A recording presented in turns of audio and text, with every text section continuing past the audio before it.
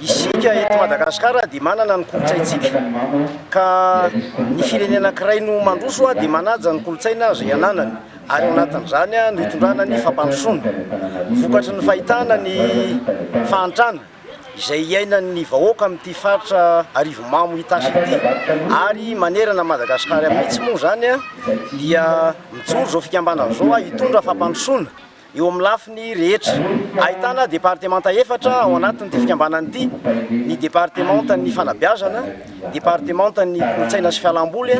departemantan'ny toe-karena sy sosialy ary ny departemanta tontolo iainana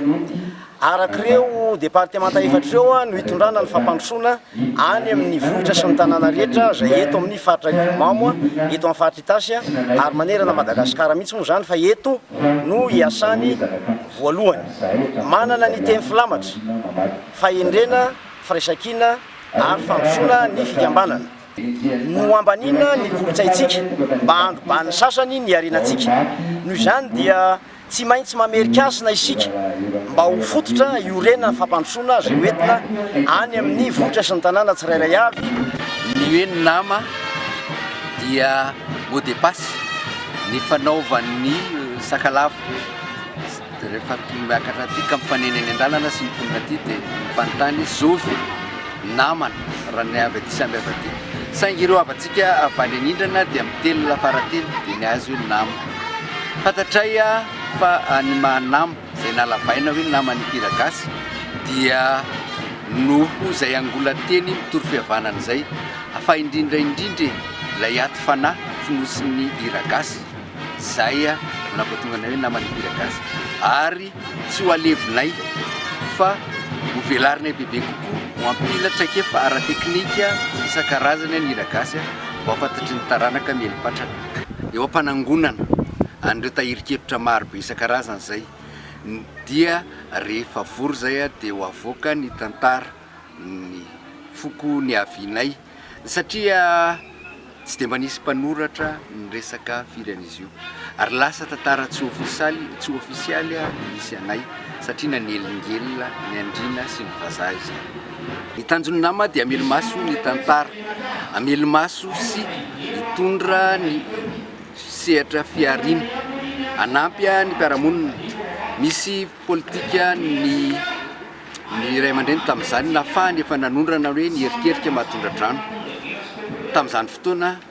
andro ray ary anaovana fety lehibe ny famafazana vary ny fifulizana landy dia miaraka mahavokatra zavatra be dia be satria samy manana kely daholo dia amelomaso an'izay zay hitondra teknôlôjia moderne manana teknisianina maro zahay ao anoana ara-kolotsaina ara-toe-karena mifototra amin'ny kolotsaina izay ny ainanay tadia mpanohanana tantsoroka ara-teknika sy fandrindrana izay mihitsy ilay izy satria maninona tsy naomby naninona ny naomby ireo ray aman-dreny izay nanana rindra lamina ka afaka nanondrana landy tany arabo na tany Allemagne na tany Indochine izay nandovany izay avantsika any antsinanana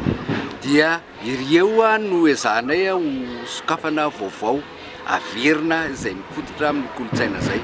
ny afatra tiana ho ampitaina amin'izao fitsanganan'ny fikambanana nama zao dia miantso ireo matsiaro tena fa zanak'antitra ndao ifanotrona amin'ny nama miaraka manafitra ny toe-karena satria ny olona manitra dia tsy manana ny izy azy fa manafitra mizan'ny fantrana betsakitsika betsaka ianareo